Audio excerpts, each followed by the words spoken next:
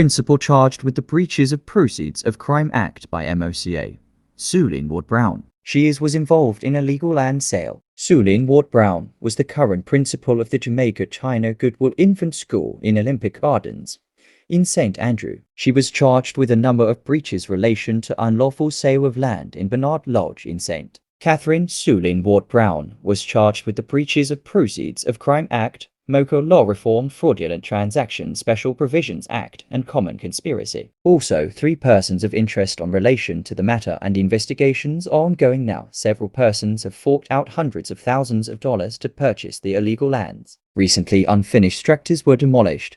The Prime Minister encouraged the owner to cooperate with the investigations. This is great news. In less than 1 month after the demolition of the illegal houses in Clifton community, MOCA has taken down 1 person. This is quite intriguing. With Suelyn Brown in the custody of police, sure looking to the outcome of this. Must commend MOCA for swift action taken. Through intelligence and investigation finally makes a case. This is a disgrace to you, teacher. What example you setting for the youths to follow?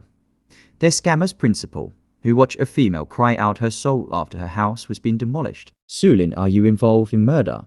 Time to see you fall. Who last laugh, always laugh best. Too late for you to remember that your thumb points right back at you. Wicked Suelyn. The Prime Minister opened a can of worm. Can't wait for the next 3 persons in MOCA custody.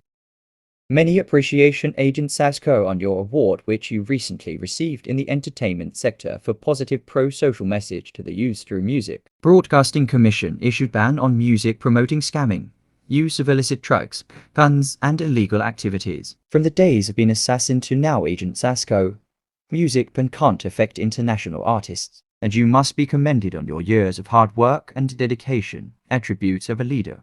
Thanks for watching.